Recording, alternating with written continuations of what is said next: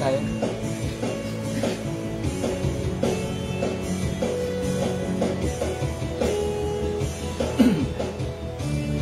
Everyone needs compassion, a love that's never failing. Let mercy fall on me. Everyone needs forgiveness, a kindness of the Savior, the hope of nations.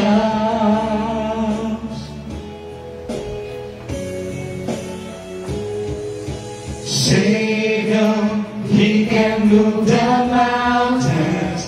My God is mighty to save. He is mighty to save. Forever, author of salvation.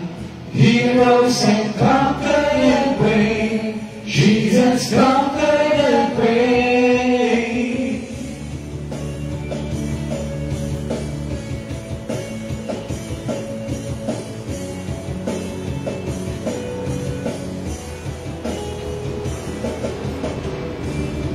So take me as you find me, all my fears and failures. Fill my life again. I give my life to follow everything I believe in. Now I surrender.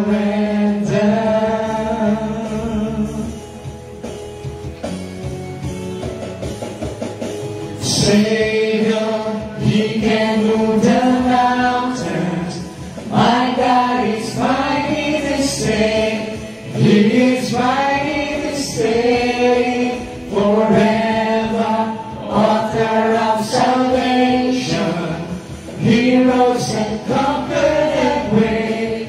Jesus conquered the grave.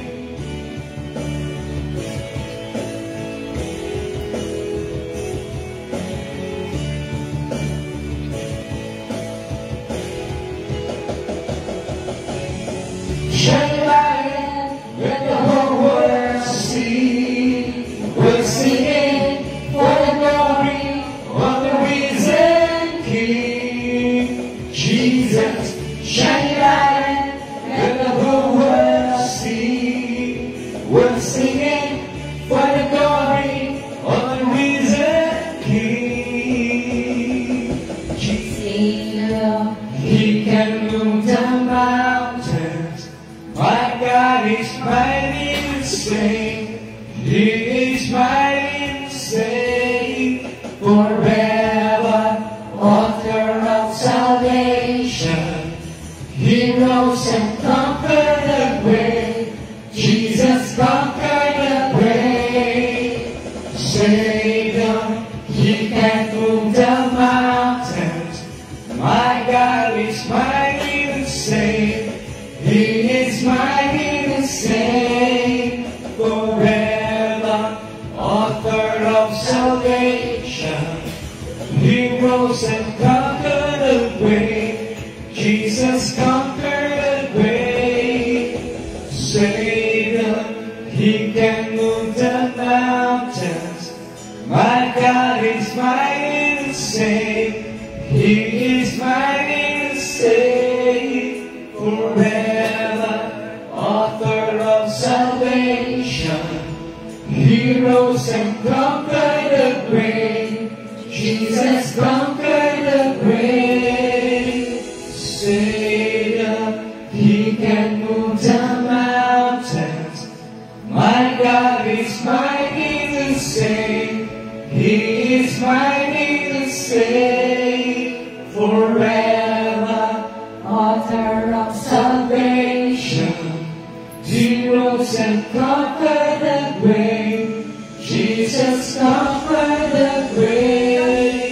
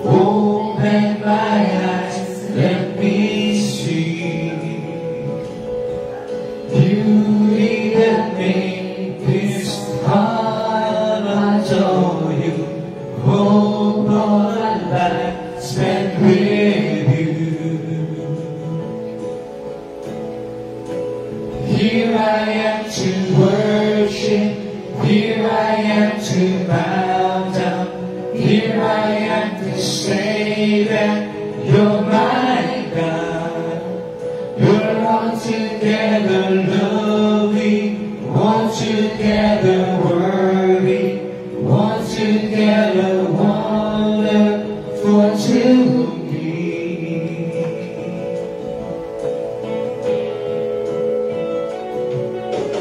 King of all days, oh so highly exalted, glorious in heaven above. Humbly you came to the earth you created, all for our sake became food. Here I am to worship, here I am to bow down, here I am to say that you're my God. You're altogether lovely, altogether worthy, altogether wonderful to me. Never know how much it costs to see my sin upon that cross. I never know how much it costs to see my sin upon that cross. I never know how much it costs to see my sin upon that cross. I never know how much it costs to see my sin upon that cross.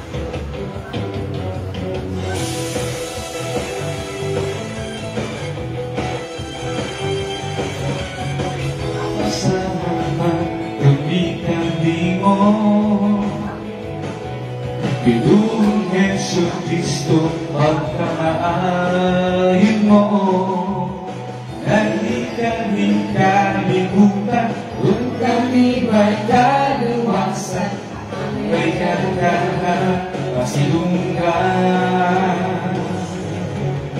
Ibig yung kabayan ang kaayon mo, hindi mahirungan ang kaanyag mo. Noong Diyos nating damhanan, pagkasatanan, ang ayatan at salamatan. Wata ang among mga pagdaling, inong sa mahumot nga insenso. Kay nabaliya sa iyong trono, umalimaya ka, umalimaya ka, umalimaya ka sa pagsimbahan.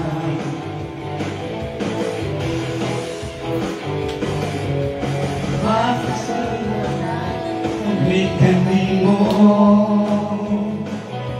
Ginoong Jesucristo, pagkamaayon mo, hindi kami kalimutan, kung kami may kaluwasan, angayang ka nga pasilungan.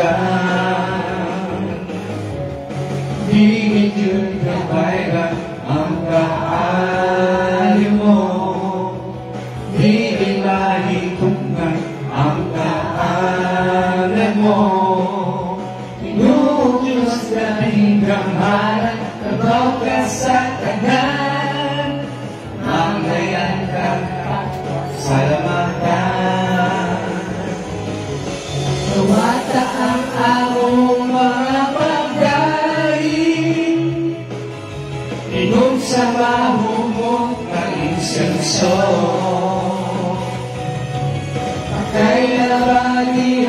sa iyong trono, umahimaya ka, umahimaya ka, umahimaya ka. Tawata ang mga pagdaling, ingong sa mahumot na insenso. Pagkay nabagihan sa iyong trono, umahimaya ka, umahimaya ka, umahimaya ka. Tawata ang mga pagdaling, ingon sa mahumok na insenso. Pagkay nabagihan sa iyong trono, umahimaya ka, umahimaya ka, umahimaya ka sa pagsimbahan.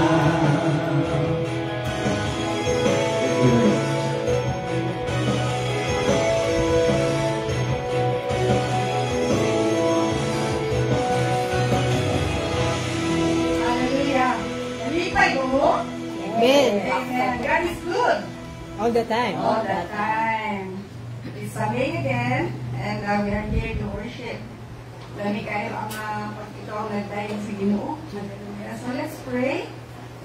Thank you, Lord Jesus, for your mighty outpouring of your Holy Spirit upon us, O God.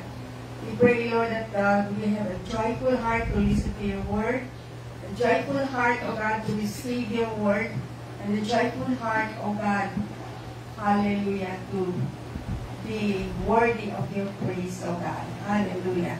So, thank you, since we are alive right now. Hello, world. And we just bless everyone who are here today and those who are listening. Amen. Amen.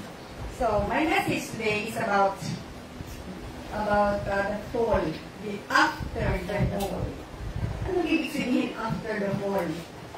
After nagkasala si Adam, that is what it means. So, nabuhay pa si Adam ng how many years?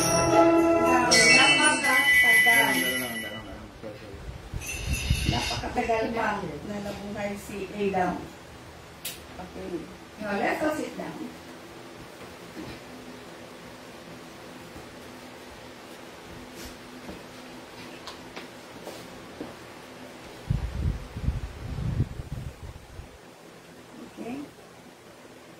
So Genesis 5 is a chapter that records the genealogy of Adam's descendants from Seth to Noah. So yun ang mga kanyang descendant. Nagkaroon lang ng anak dahil sa kasalanan, di ba? Bakit nagkaroon ng anak si Adam? Because of sin. Highlighting the impact of, number 1, sin and mortality. So importante talaga alam natin anong kasalanan. Kasi nung unang panahon pa, no, after the fall, marami ng kasalanan ng mga tao. Amen. So, sin and mortality means that the chapter shows the effects of sin on humanity as each generation lives a life marked sin and eventual death. So, dahil sa kasalanan, napalayo tayo sa Diyos. Napalayo tayo sa Diyos at nagkaroon na talaga ng sariling anak si Adam and Eve. Maraming naging descendant nila, and yet, nung panahon, after the fall, marami pa rin kasalanan ang mga tao. So let's read Genesis 5, no? Dito ay isa sa Genesis 5. Dito, when God created mankind, He made them in the likeness of God. He created them male and female and blessed them. And He named them mankind. Ang tawag sa atin? Anong tawag sa atin? Mankind. When they were created. When Adam had lived 130 years, first 130 years, mabuhay pa kaya tayo niya. He had a son in his own likeness, in his own image. And he named him Seth after Seth was born. Adam lived 800 years and had sons and daughters. Altogether, Adam lived 930 years. Hallelujah! 930 years, no? Ang tagal pa, hindi pala namatay kagad si Adam, nagkasala siya. So these are yung mga genealogy ng ilang taon na buhay ang mga tao. Okay? Then God's promise, ito yung isa doon sa mga gina-highlight dito sa Genesis 5, yung promise ng Panginoon. Despite of sin, impact, God's promise to Adam, the hope of redemption. So basahin natin sa Genesis 15, 3:15. It says here that when Mahalalel had lived 65 years, he became the father of Jared. After he became the father of Jared, Mahalalel lived 830 years, and then other sons and daughters altogether lived a total of 895 years, and then he died. So sa atin pa, ang haba ng buhay ng araw, ngayong panahon, ang buhay ng tao is only, the most is 70 years old. Ano na yan? Bonus age na yan, 70 years old. Ano kayo kinakain nila? Nung araw na yun, wala pa yung, alam ko, wala pa yung mga fast food, wala pa yung mga cafe na yan. But then, they live a longer life, no? Ito yung sinasabi dito, ang isa sa mga highlight dito is longevity. Napakahaba na buhay. The chapter knows the unusually long lifespans of the pre-flood patriarchs. Ibig sabihin, ang buhay noon, hindi lang basta-basta, no? Walang sakit, wala lahat, wala pa rin mga ganyan, ano? Wala pa yung mga viruses, no? With some living up to 969 years. After Noah was 500 years old, he became the father of Shem. So, take note, nagkaroon siya ng tatlong anak, si Shem, Ham, and Japheth. Ang laki ng role talaga ni Noah. Marami na nilang alam about Noah sa ark, the message of God that was given to him. And then next is the faith and obedience. Ang paniniwala ng isang tao at obedience, sumusunod. Paniniwala at sumusunod sa yung gusto ng Diyos, no? So, importante yung faith and obedience kasi nung panahon na yun, ang mga tao matakot gumawa ng kasalanan. But there are people, no, kahit na noon pa, galit na talaga si Lord sa kasalanan. All the more ngayon na nangyayari sa atin, no? Because God is coming soon, kaya i-wipe out na naman niya ang mga offspring natin, yung mga buhay natin ngayon, kasi gusto niya mag-cleanse tayo. Amen? So, the line of righteousness, in Genesis 5, emphasizes the line of descendants who followed God's way, contrasting with the wickedness of humanity in Genesis 6. Sa Genesis 6, pag subayin ninyo ang Genesis 6, makita mo na mas marami na mga kasalanan mo tayo na yun kasi meron na yung sin of incest, no? Meron na yung marami mga kasalanan about sex, no? Ganun din yung mga wickedness of the humanity nag-start na yun sa Genesis 6. So overall na Genesis 5, makita ko kasi yan, hindi na natin basahin the whole chapter. Sets the stage for the flood. Sets the stage for the flood and beginning and the new beginning in Genesis 6 to 9.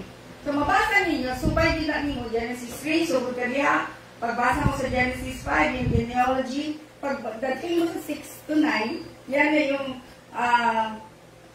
the new beginning. Gusto na yung new beginning, bago na naman. The reason why I had to explain this to you, why I have to share this message to you, is because I will finish the revelation na nakita niyo doon na malapit na darating ang Diyos. Amen? Amen. And then, bakit na naman kailangan natin ito malaman natin? Because God wants to wipe out mankind because of sin. Yung makasal, dito mo makita sa Genesis 6 to 9, no? while also underscoring an ongoing struggle between sin and God's redemptive plan. So, nag-struggle ngayon, no? Yung kasalanan ng mga tao at yung redemptive plan of God. Ano ba yung redemptive plan of God? So, malaman na talaga natin pag may kasalanan, ang isang bagay o isang tao may kasalanan o ang mga tao may kasalanan, may plano naman si Lord na i-wipe out tayo. Amen. Lalo na ngayon, sabi nga marami ng mga fake news, so mga propeta, kumakalat na mga propeta at nagsasabi na what will happen next. But people doesn't want to believe anymore because of the fake news. Sabi nga, fake news na yan, hindi na kami maniwala sa iyo. That's precisely, inuuna yung mga fake news na yan, and God is checking on us kung ang puso ba talaga natin is in line with the Lord. Amen.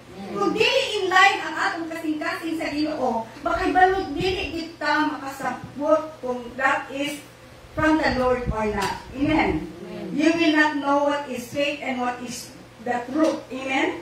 So, what is important, and sinasabi ko, inuulit ko yung 2 Thessalonians 2, verse 10 to 11. No, in the last, God is going to blind our mind because we do not believe in the truth. Amen. Talagang i-cover niya yung iyong mga mata nyo para hindi na kayo makakakita na ano ang katotohanan. Amen. So, that is what is written in the word, no? In the line of righteousness, number 5, okay?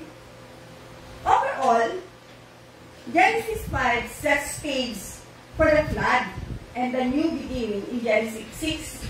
Yun na yung pinaka-significant, no, para ibago ang humanity, yung babaguhin ang mundo, no, dito sa Genesis 6 through the flood. Amen. Amen. Wow, makita mo. Kakain ka naman. Okay. So, overall, okay? So, yun ang redemptive plans na yan. In Hebrews 11:4, by faith. Yan na naman, ang pagtuo na to. Amen? Paunsa na to, how can we have faith in our lives if we don't have Christ? Amen? How can we have faith if we don't read the Word of God? How can we have faith if we don't even call upon Him? Or we don't pray? We don't ask Him. Amen? Kailangan kasi importante talaga yung ating, tayo mismo, ang ating relationship kay God. Kasi once wala na yan, kasi nag-enjoy na tayo sa buhay natin, madali na lang kasi open ka na ng cellphone mo, enjoy mo na, malinaw na ka sa mga binuang, sa mga chismis and whatever. So, yung time mo kay Lord is, wala na siguro, kahit na 5 minutes, wala na. Amen? But if you give time, more time to the Lord, you will see the difference. Amen? Sabi nga sa Hebrews 11, verse 4, sabi nga, by faith, Abel brought God a better offering than Cain did. Okay, dito mo makita itong dalawang magkapatid. Who is a better person? I don't have to tell you na mas better si J.R. sa'yo. Mas better si J.J. sa'yo. Kadugo naman kayo eh. No? Or mas masama kasi gano'n. You cannot tell, but you can see. Amen? You can see. God can see. Kaya sabi niya dito nakalagay sa Hebrews na, is a Abel brought God a better offering. Offering. By faith it was, okay yan o, and Cain said to his brother. So, believe si God kay Abel. When God spoke well of his offerings, and by faith Abel still speaks even though he is dead. Okay. So, importante nakita na po ni Lord ang puso mo. You don't have to tell others that you're a good man. You don't have to tell others that you do this and you do that, because it can be seen. People will see it, will see the difference whether you are good or not. Amen? Nakikita ng Diyos ang kabutihan ni Abel. Amen?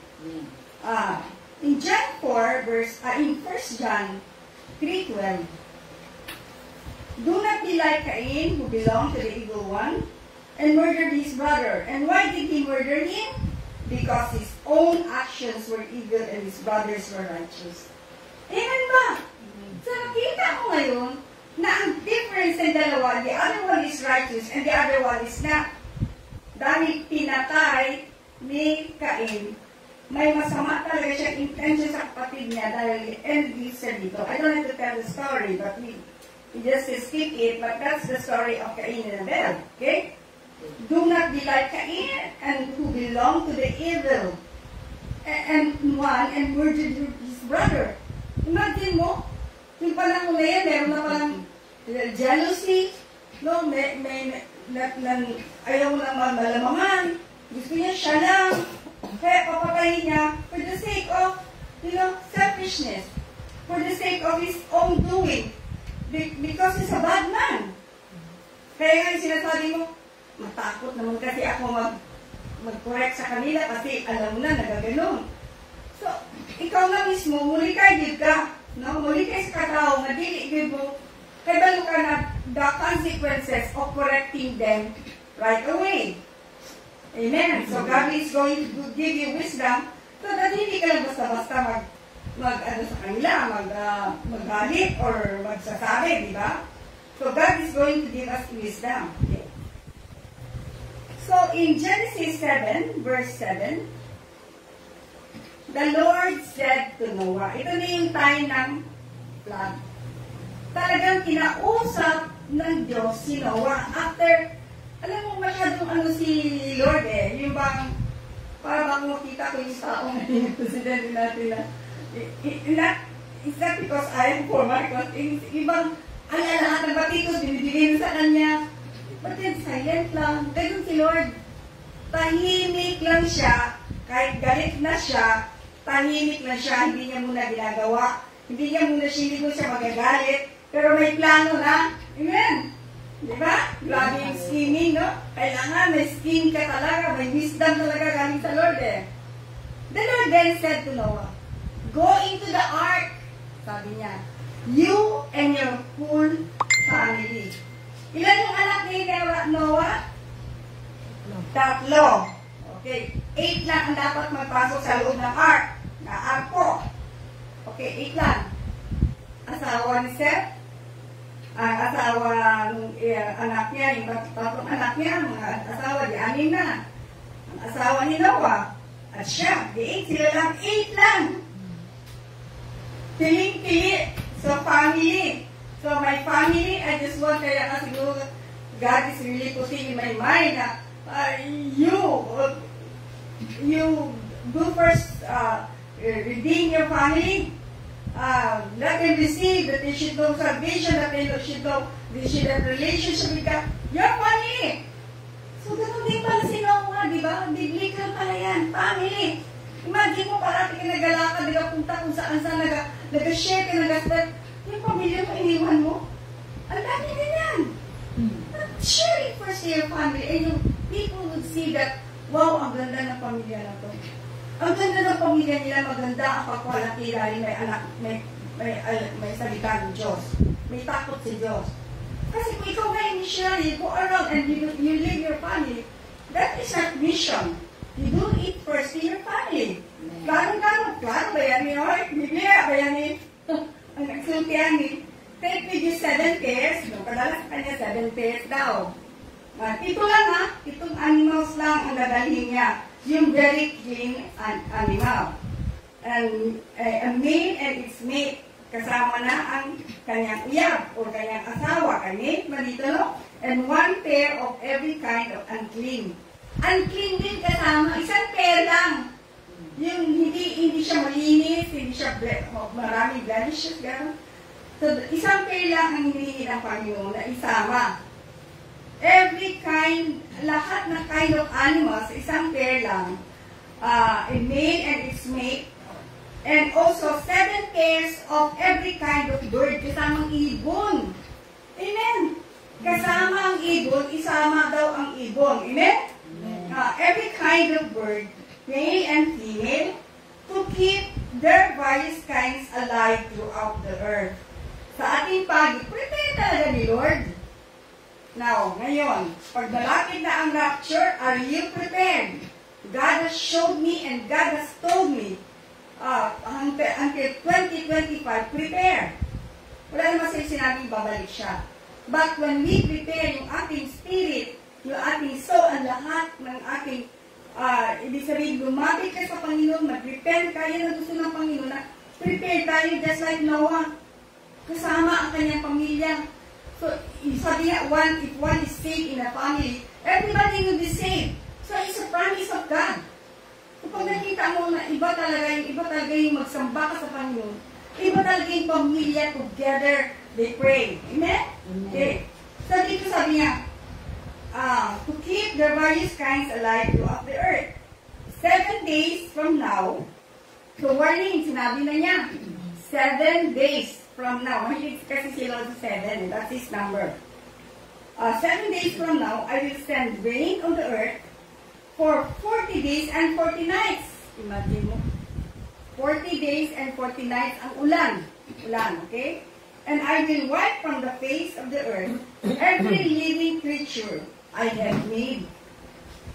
So lahat na ginawa niya, ipapas niya, i-erase niya yan, i-delete niya yan lahat. Wala na yung mga, ni Adam, mga descendants niya, Adam, mawawala na lahat yun. Ang maiiwan ni kay Noah na lang. Amen? Ano yung anak ni Seth? Anak ni si Seth pa rin to Noah, no? Okay. So, every living creature I have made, i-wipe out na ginak niya. Hallelujah! Sugod ba mo ma-wipe out ta? Maato ta sa head kung i-wipe out ta kay mauna man ang judgment. Sa hell naman kita. Amen? But we will not allow that. Just like nakita ko sa video, sabi niya, di ako, gusto ko, kung mamatay ako, doon ako kay Satan. Bakit? Maraming babae magaganda doon. Imagine that. Kahit nagbiruin, he should not. Kasi sabi niya, out of the abundance of the heart, the mouth speak. Amen? Amen. Hallelujah. So, mo pa din na ampuan, my God, we can pray for salvation sa isang tao ngayon. Amen? Kaya nag-agree ba spirit ko pag nakikita akong mga tao nag-idolize sa isang tao na hindi dapat i-idolize. That is sin. Idolizing people, that's sin. So Matthew 24, verse 38 says, for in the days before the flood, bago yung flood na yan, people were eating and drinking, marrying, and giving in marriage up to the day Noah entered the ark. Nagtuubas ang mga tao, pila katuig, gibuhat ang ark, pila katuig na gibuhat, kaya nag-obey lang din si Noah. He just listened to God and obey, nag-gumawa ng ark, walang question. Normally kasi ang mga bakit? Dami nating tanong. But Noah did not ask any question. Sumunod lang siya. That's an obedient person. Pag obedient ka gani, sunod ka lang. Amen.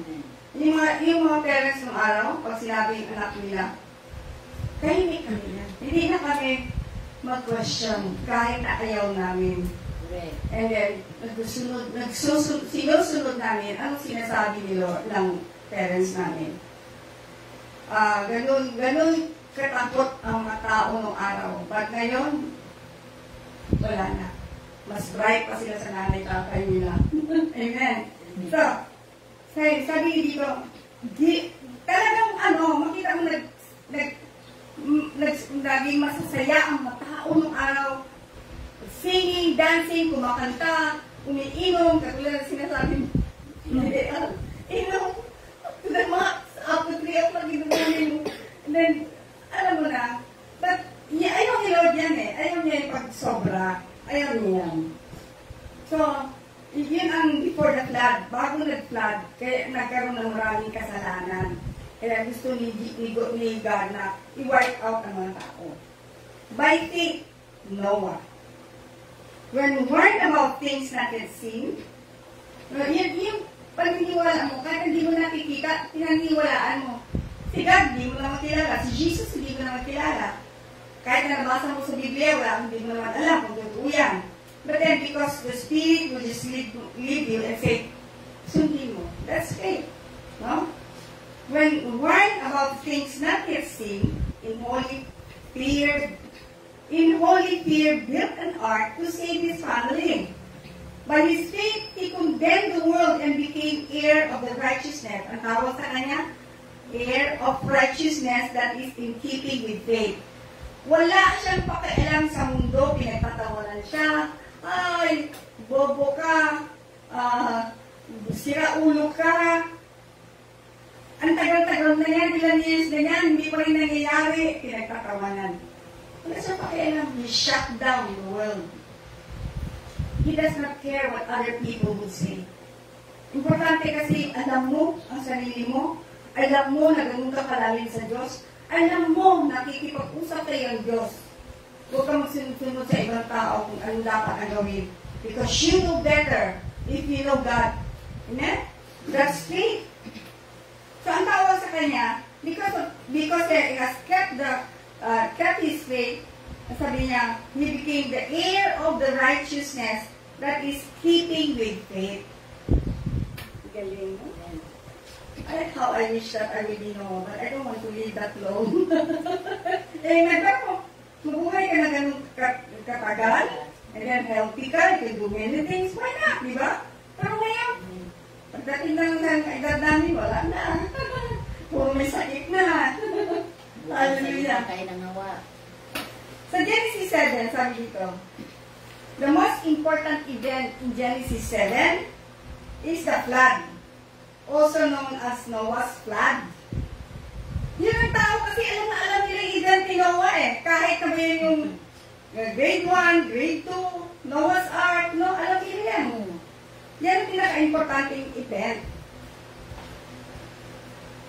Dito, nung nagalit na si Lord, God saw the wickedness of humanity and decided to send to destroy the earth. Sabi ng Panginoon, God is displeased with them. Displeased with them. Na hindi na siya makatagal sa tao because of their sin. Kaya sabi niya, I better eradicate or delete this world, no, or this earth. Ayaw ko na, sabi niya gano'n. Nakita niya ang wickedness ng mga tao, ang Diyos. Amen? Kaya tayo, alam mo, dapat na kasi we should always guard our heart. Tama ba ang ginagawa natin? Kung sa araw-araw, every moment, every second of our lives. Okay? So, in Genesis 6:13, so God said to Noah, I am going to put an end to all people. Yun na. God na sabi niya, sinabihan niya si Noah, I'm going to put an end, for the earth is filled with violence because of them. What's happening now? Ano nangyayari sa mundong ito? Bintangan. Ay, ikaw yung masama. Kayo yung masama. Ikaw yung magnanakaw. Ikaw yung magnanakaw. Ikaw. Blah, blah, blah. Ito na. Exactly. Siguro yung panahon na yun, hindi lang ganun kasama yung mga tao, no? Pero hindi na Bisaya pa, kaagwan ka ang Ginoo sa ilaha. It's filled with violence because of them. I am surely going to destroy both them and the earth. Sakita, nawala, pamilya sa Togle, pamilya sa Kanyeda, sa Plaga, sa Salvador, baka nila, your family, kung isang righteous sa family, and isave mo pamilya niya, ilagay niya sa ark. Diba? O, deceive, diba? Okay? Kung makinig. Glory to God. Malipay magtutumaminawa, diba? Sabi ko, going back ba? Always going back sa Old Testament. Napaka-significant talaga ng mga messages sa Old Testament. Okay. Noah, a righteous man, in Genesis 6, was instructed by God to build an ark to save himself, his family, and to every kind of animal. Yun na. Nagawa na niya. Di ba? Natapos na niya ark. And then, ginawa na niya 40 days and 40 nights. na nagkabaha talaga. So, sa Genesis 7 yan. Except, lahat ng nandun na sa ark, saved na. Sure ba? Luwas na sila? Amen. Luwas silang tanan. Wala laing pamilya, kundi pamilya lang ni Noah. Plus the animals, ang green animals, luwas na. Amen. Okay. Birds, kasali doon. And then, 150 days of flood waters preceded after 150 days. And the ark came to rest at mountains of Ararat. Check ko sa Google, parehas may mataan yung isa ka tao dili. Ararat, check ko sa Ararat. Aratan, ayan pa, something like that. Yung Ararat pa is in Israel. Doon pa yan siya. Doon parang naglanding yung ark. Nagland na siya, 150 days of receiving yung water, yung baba na yung water. So, nandoon na sila. Safe na sila from the flood. Arayat pala, Arayat. Okay. Kala ko Arayat ang binabasa. Kung Arayat ang Philippines mo yan. Dahil kung buti na may Google, sinek ko Israel. Hallelujah. Part of Israel. And the ark came to rest on the mountains of Ararat.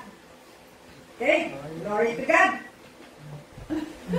Minsan natatawa ko sarili ko ba? Alone. I mean, mali na yung dito. Kaya I have to review my reading. Amen. This event is significant because, significant, number one, it demonstrates God's judgment. Amen.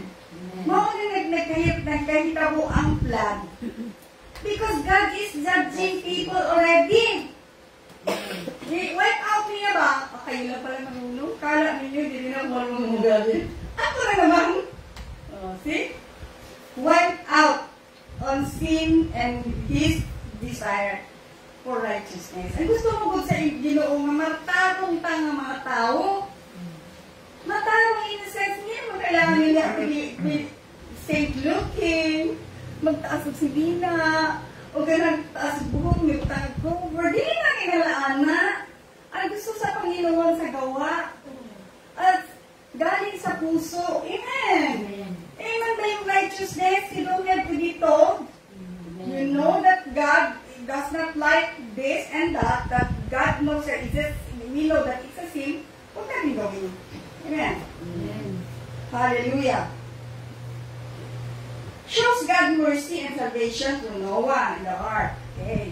Doon niya pinakita ang mercy niya by saving Noah. Because wala siguro siya nakita righteous among these people ba? Sa mga anak ni Adam. Si Noah lang. Out of the anak sa ni Adam. Okay? Gusto niya i-reset. Okay. Pag i-delete mo, i-reset mo ulit. Okay. Di ba? Kung di cellphone. I-delete mo yan lahat, i-reset mo, bago na. Diba? Kay buluma na, hindi mo na magamit. So, i-reset mo naman niya ang mga tao. Just, Ginoo ko, gawa niya. Nagsawa niya si God. Ay, yung ginasabi na, kung yung Diyos, na tinuwag na Diyos, ganun. He said that He's perfect and yet, diba? Nga nang ipagtitanggal na niya.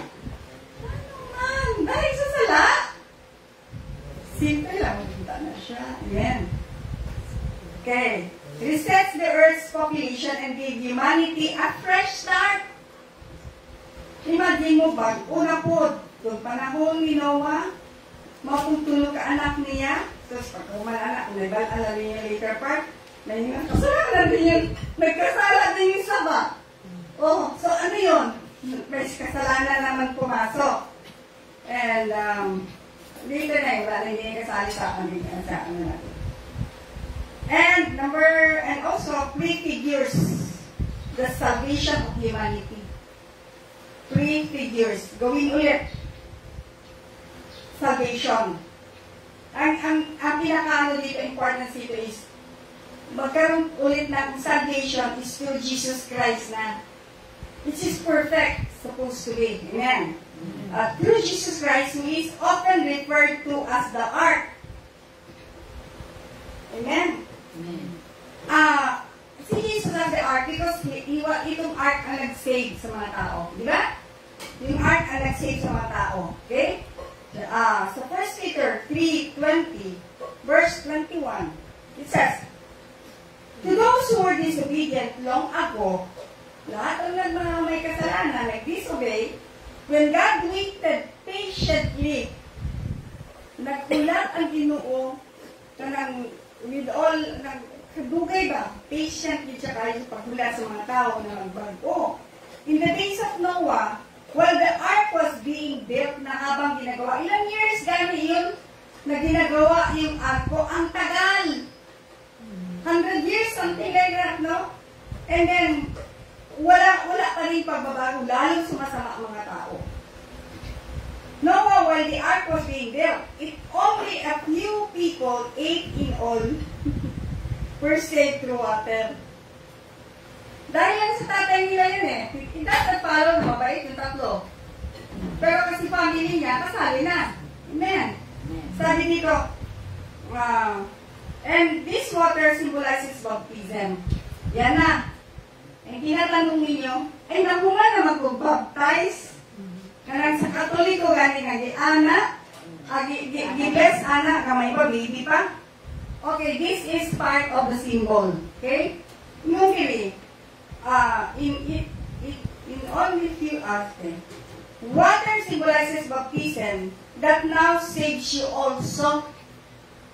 Yung water na yun sa dagat na yun, yun ang nag-save sa kanila Noah. That symbolizes salvation. Not the removal of death, hindi ipagtanggal sa mga kasalanan natin. Pero ang sabi, from the body, but the pledge of clear conscience. Water means a pledge of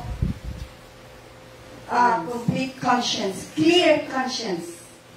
Water, clear conscience. That's the reason why kailangan ng water baptism. You don't have to study long verses about baptism. Isa na ito. No? Which hindi pa rin alam ng iba. Pero nasaan yan sa 1 Peter? Pledge of clear conscience toward God. It saves you by the resurrection of Jesus Christ.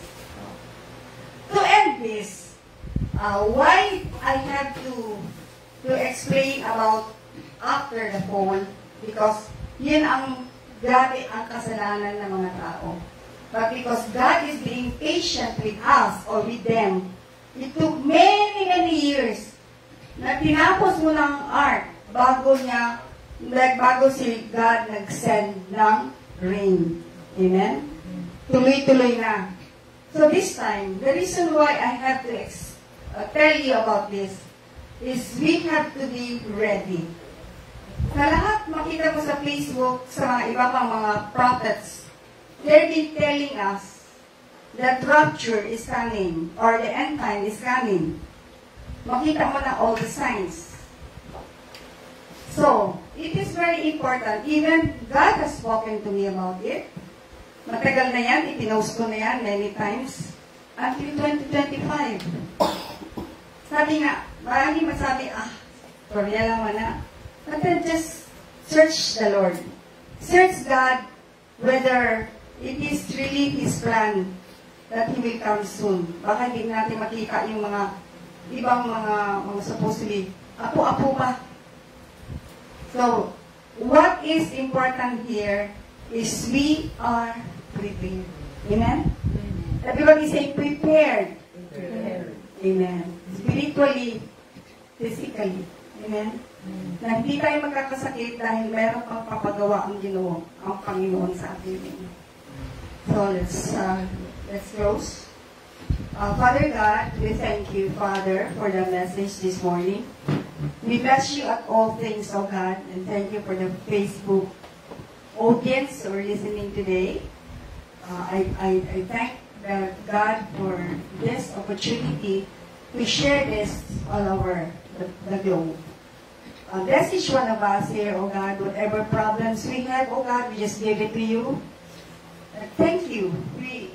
You are, Lord, Almighty God, mighty to save, oh God. Thank you, Lord God, sa lahat ng bagay. This we ask in the name of Jesus. Amen. Amen. Okay.